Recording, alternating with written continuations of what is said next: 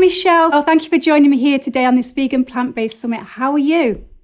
I'm doing very well. And I just want to say thank you, Isabella, for having me. I'm really excited to be here with you and share the message. You're welcome. It's good to have you. And where are you calling from today? I'm calling from outside Reno, Nevada in the good old USA. Wow, I bet it's hot there. It's northern Nevada, so it's definitely not as hot as Las Vegas. I lived in Las Vegas for many, many years, so it's much cooler, but it's just starting to turn spring, so it's quite nice. So tell me about your experience of Las Vegas. I know that you're a performer. Mm-hmm. Yeah, I've been a performer my whole professional career. So since I was probably 15, I trained for it. I have a degree in theater, and I was in a lot of those Las Vegas shows. And since having children, I kind of cut back, and then I was part-time. And then since COVID happened, there is no entertainment anymore. One of the things I know that you do is you have a YouTube channel and you have a blog. And I know that because I'm one of your followers. So tell us a little bit more about that.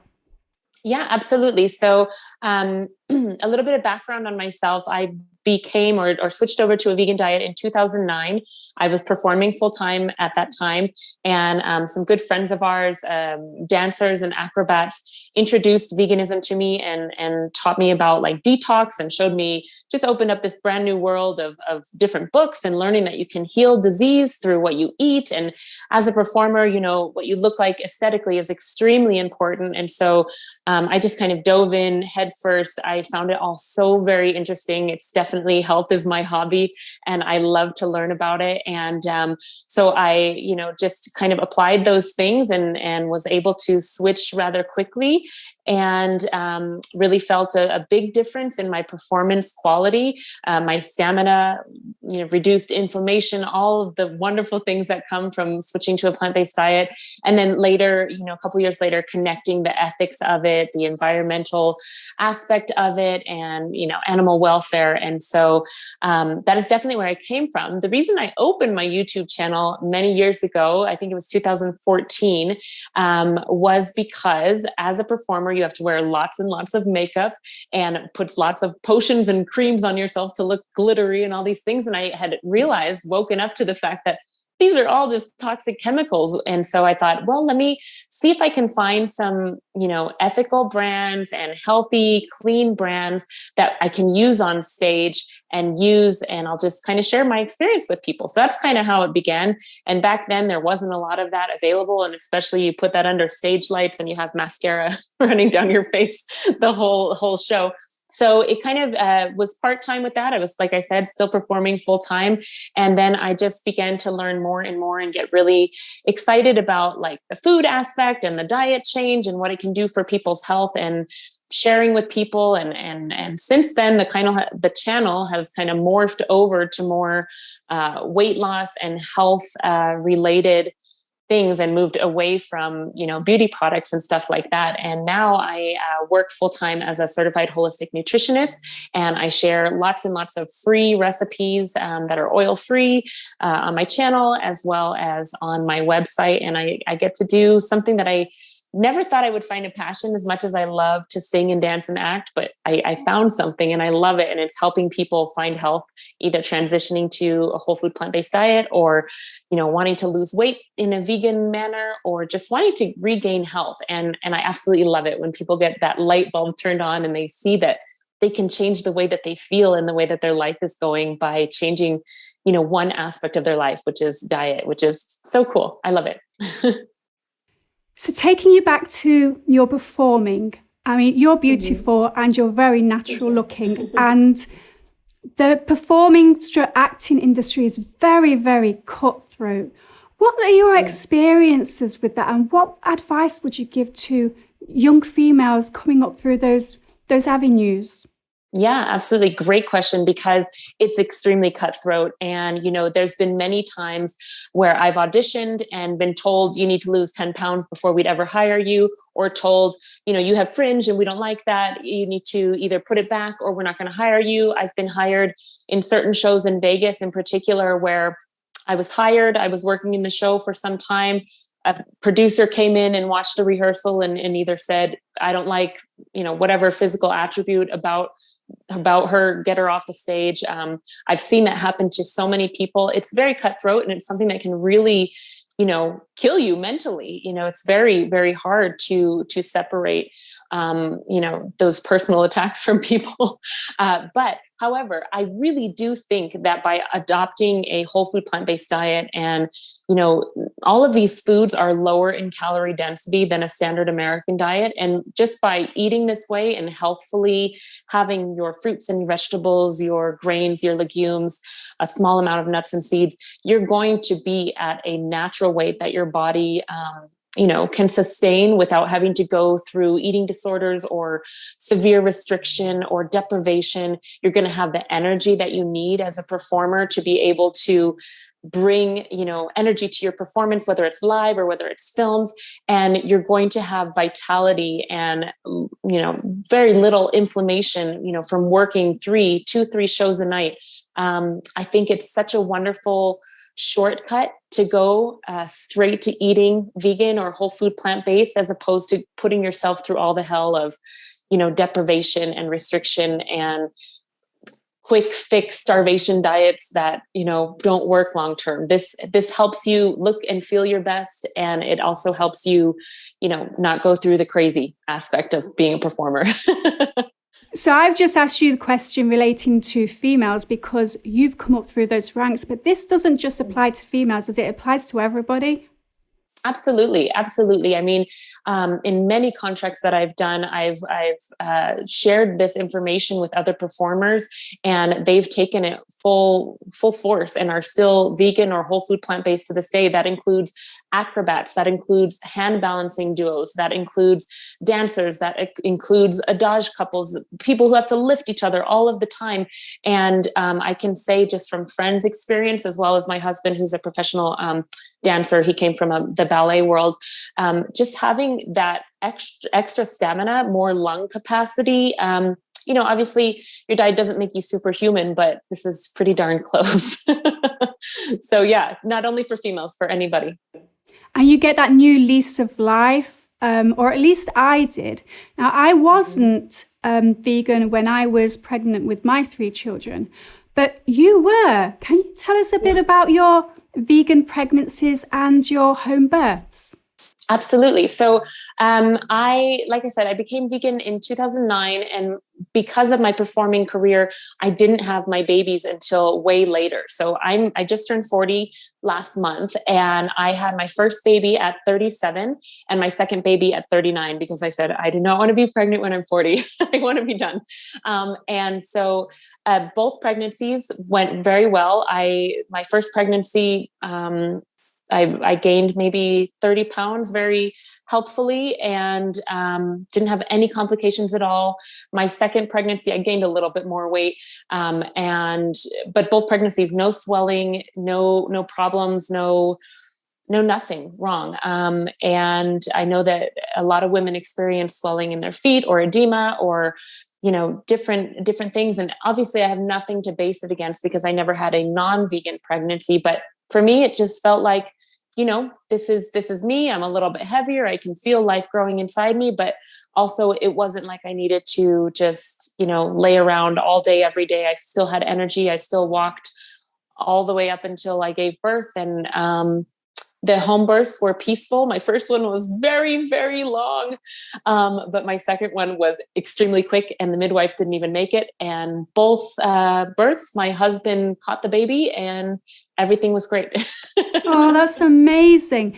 Now, I was like an Arctic when I was pregnant, and I had the edema and everything. And I wish I was vegan then, but sadly I wasn't. But one of the things that people say to vegans that are pregnant is, where do you get all your nutrients from? I mean, you don't get B12. What would you say to those people about supplementing their diet, or even if they need to? Absolutely. It's really, you want to come down to talking with your healthcare provider and yourself and what's going to work for your pregnancy. Personally, I did take a prenatal multivitamin. I always take a B12 supplement, and then I used herbs that were helpful to being pregnant, like red raspberry leaf tea. I had that every day.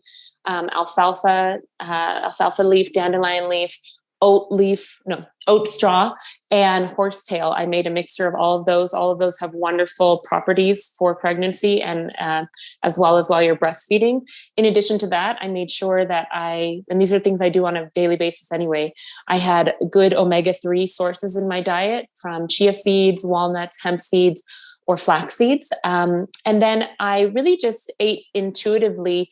They say you really only need 300 extra calories as your baby is growing. It's never that misnomer of eating for two, because that's too much. And of course, we all have times when we have those cravings when we're pregnant where you just want to have something, and so you give into that. But I always try to do it in the most healthy way possible. And I ascribe to eating lower in fat, especially when you're looking at a standard American diet base or against a vegan diet. However, even in pregnancy, maybe without being pregnant, I would have a quarter avocado in my salad. Being pregnant, maybe I had a half avocado. Not that much different than how I typically ate, just more volume and just, sometimes there's those food aversions, and just trying to eat as healthfully as possible around those until your tastes change again and you can get more greens in or stuff like that. One of the things that people feel is that you just can't get the right nutrients into your diet when you're pregnant as a vegan. And this goes over to when you're breastfeeding as well. Now, a lot of people choose not to breastfeed, whether it's for health reasons or choice or another reason. But you did breastfeed. And how did you find that on a vegan diet? I had no problems at all. I really didn't have a problem. My first baby, I think that baby weight, they just weigh what they weigh. My first baby was on the slimmer side, and my second baby was such a little chunk. She was so huge in comparison, and I did nothing different. They're just how they are. I just made sure that I ate nourishing foods. I remember after my first home birth, the thing that I was craving was a green smoothie. So that was the first thing that I had. I just always made sure that I was nice and hydrated, drinking plenty of water, but also getting hydration from fruits and vegetables, and having those heartier meals with grains or beans or whole wheat pasta with marinara. I mean, anything that sounds good to you, just getting a nice wide variety of whole plant foods, you're going to get enough nutrition for yourself and for your baby. This is a little bit graphic, but we'll know because we've had babies that one of the side effects is maybe constipation. And as a vegan, your diet can actually help with this more so than if you're a meat eater or you're a processed food eater or a vegan that's not plant-based. What's your experience of this? Did your diet help? Yeah, that's a great question. And I'll open up a little bit more. In my first birth, because it was so long, my son in the pushing phase kind of got stuck. His head got stuck on my pelvis. And so there was a little bit of an alarming time there where I did have to push harder than I, hoped, beforehand, hope that I was going to have to.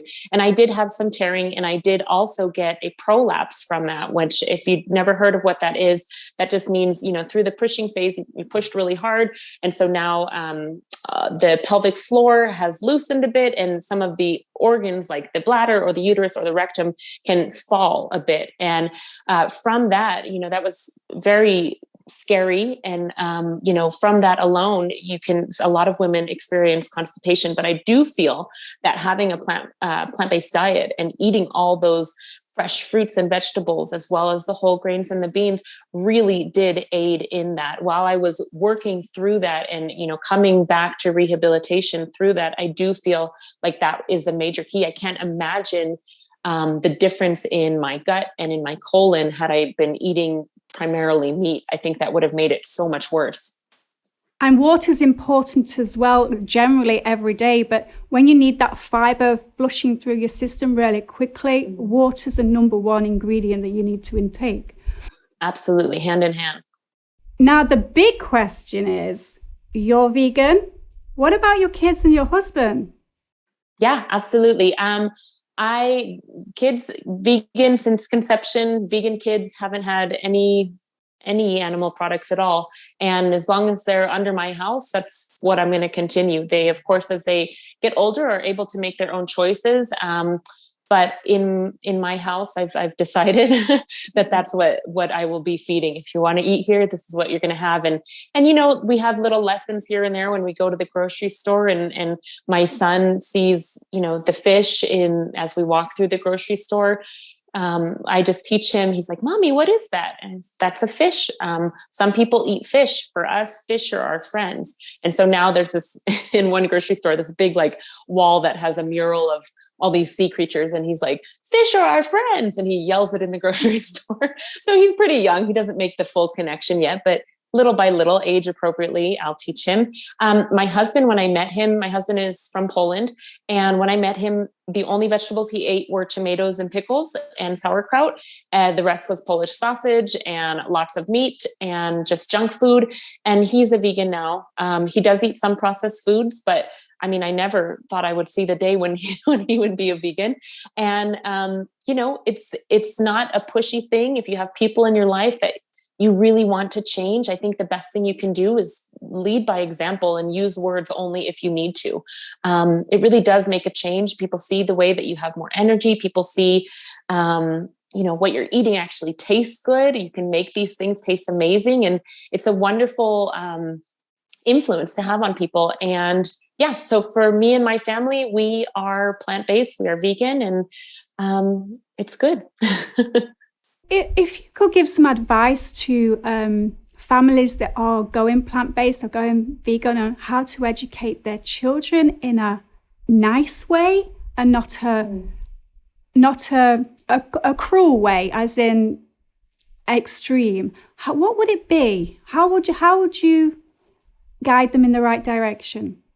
Yeah, I think the best way for anybody, children or adults, is to just go at your own pace, go at what feels comfortable and something that can be attainable. Small attainable goals provide a win in this situation. So maybe that means, you partake in a meatless Monday, and, or I think the easiest meal to go plant-based or vegan would be breakfast. So having a smoothie, introducing something to the children that tastes really good and sweet, like using a smoothie that has mango and pineapple in it, bananas, maybe some orange or orange juice in there. And then you stuff in the greens. You let them know that even though there's kale in here and, it doesn't taste bitter, it tastes really sweet and good, and get them to help you make the food. My son always helps me make the smoothies and prepare food. It's very empowering to children to be able to help in the preparation.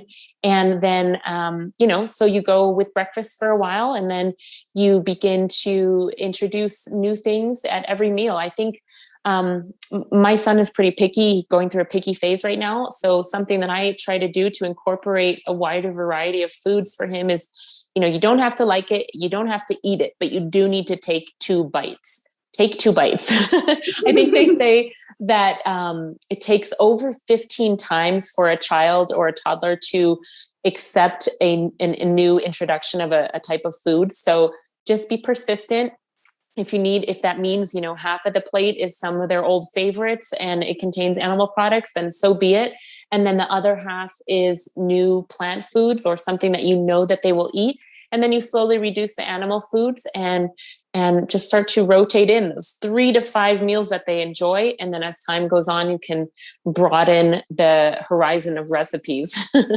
From my experience of children, and I have grandchildren as well, and they are terrible. You put anything green in front of them, they are not eating it.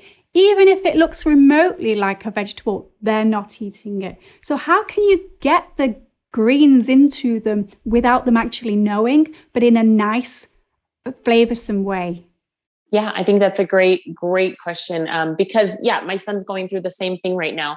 So ways that I hide greens or sneak them in are through smoothies, maybe through a marinara sauce, maybe through chopping them really tiny, smashing up some avocado, making that be the salad. And then as time goes by and they're okay with the small pieces of greens, then you can add in more. Steaming vegetables and adding them with something that is kid friendly, like a pasta.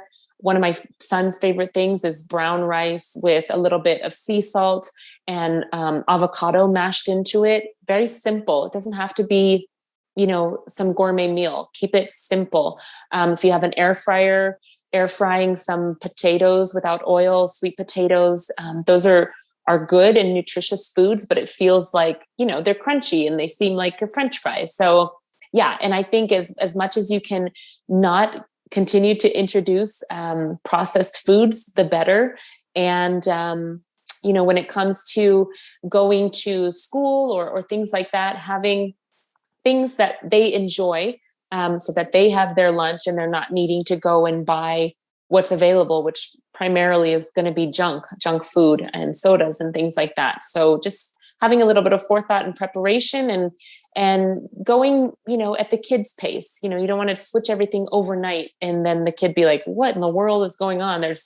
I'm never eating a vegetable. It's a little bit at a time to make it happen. A lot of families find it really difficult dining out as vegans, especially with children. And, fast food is everywhere. And you've got McDonald's with their toys. I think KFC do toys as well.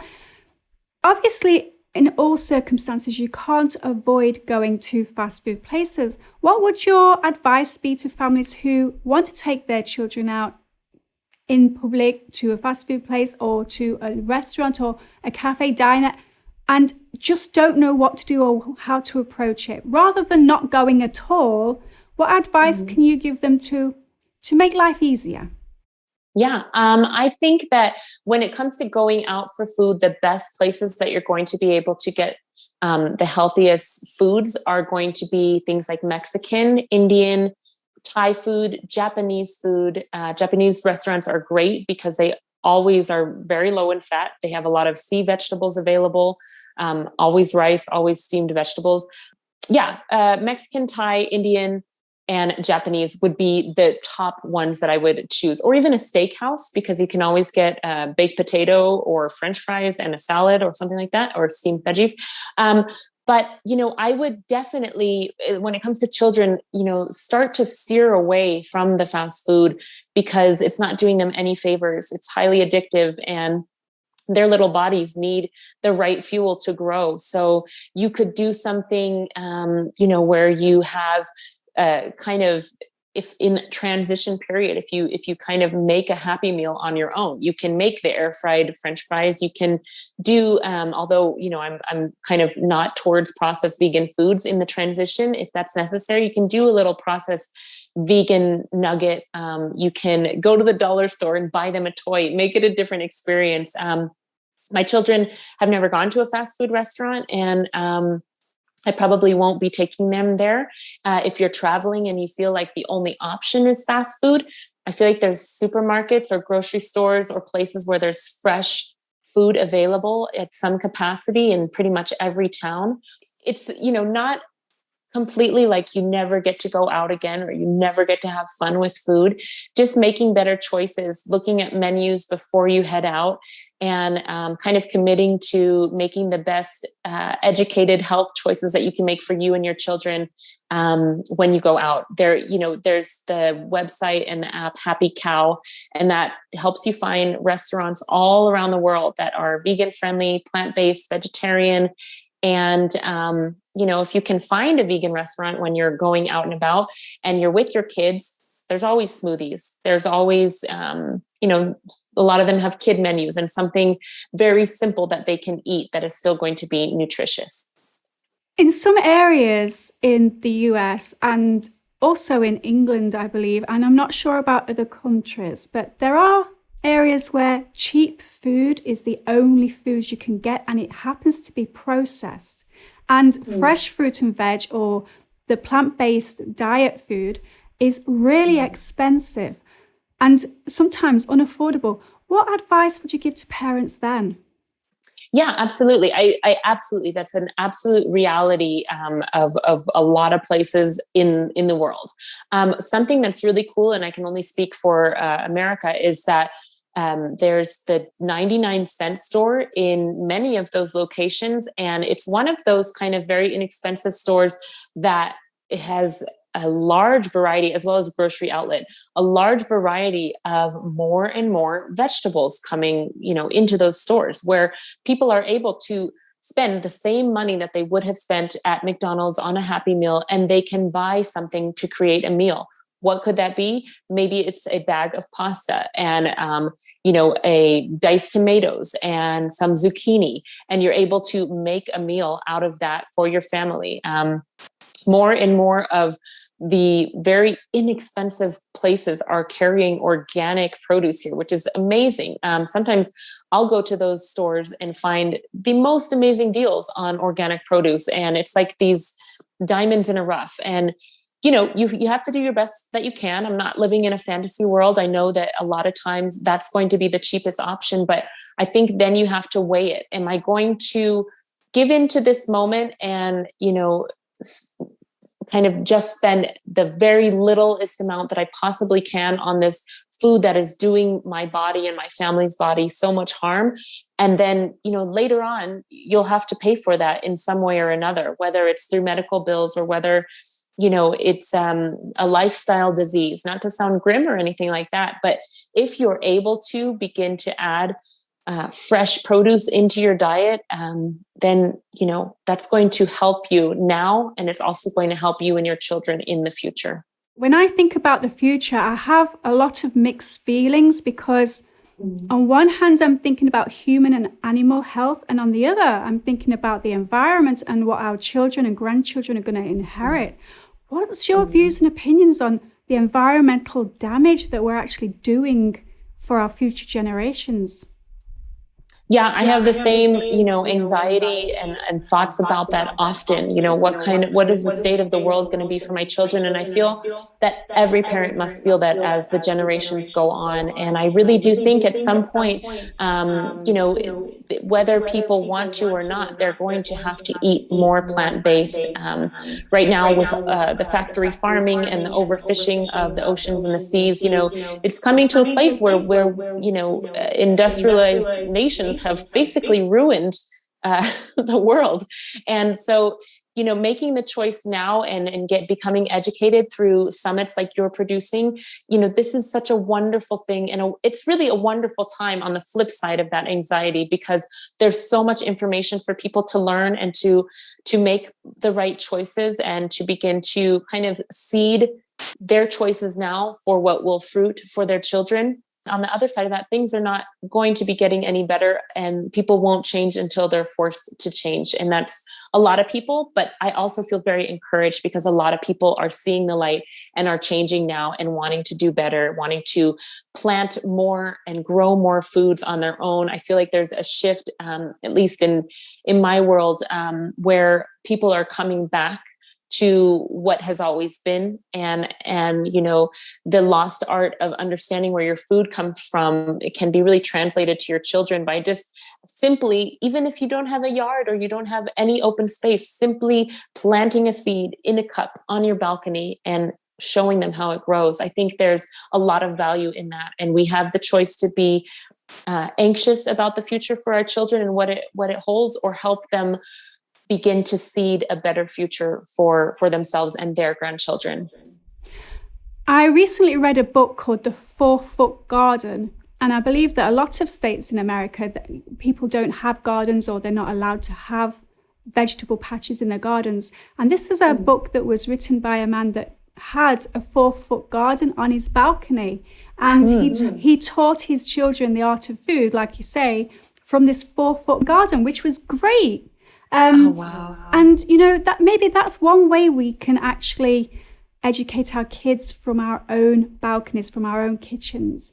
Now, one of the things that has been absolutely amazing from this summit is it's people, normal, everyday people that have valuable, unique stories to tell from different parts of the world, all saying the same thing, just in their own way. It's absolutely amazing. That's so cool. I love that. I'm going to check that book out too. I think that, that gives hope. That gives absolute hope. There's people all around the world with the same, mindset, coming from different places and different backgrounds. That's wonderful. I love that. Thanks for sharing. Now, how do we counteract the power of marketing from the meat and dairy industries? Great question, because, even bringing it down to my world, I will click on my own videos, and the ads that come before my videos are for pizza and burgers and, all kinds of things that have nothing to do with my channel. And I get comments all the time. Oh my gosh, I just saw advert for, a burger right before you're talking about being vegan and why you need to be vegan. But that is the state of the world that we live in. Those companies have strong marketing. There's lobbying for the industries of the meat and the dairy. And, people producing beets aren't out there, sharing the power of beets as much. But I think that, again, taking the power into our own hands and addressing that marketing head on is, I really do believe the biggest power that we have is in our dollar or our, form of currency, because what we choose to spend our money on is what those companies begin to take note of. I see mainstream companies here in the United States that were primarily, selling regular milk or cow's milk. And now they're offering options for plant-based milks. And I see companies that only sold frozen chicken now selling plant-based versions of that. The market is shifting. There is more and more people turning to a plant-based diet, and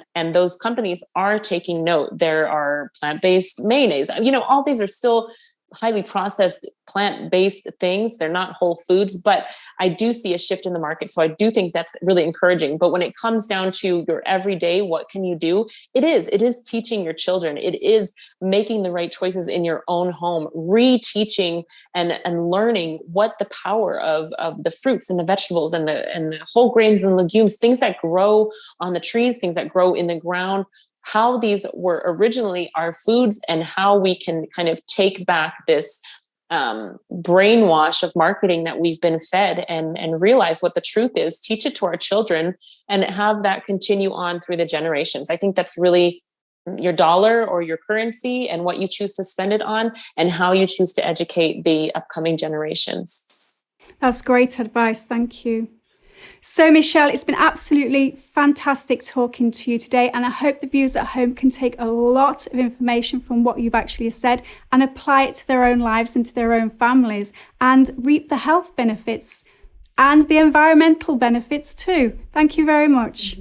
Thank you so much. I really do appreciate you having me on and what you're doing here. I think it's such a wonderful thing to be able to share this information with people who may not get it. And, one plants a seed, one waters the seed, and you never know where that can go in somebody's life. So if you're watching this and you're brand new to all of this, be encouraged. One step at a time, you can do it.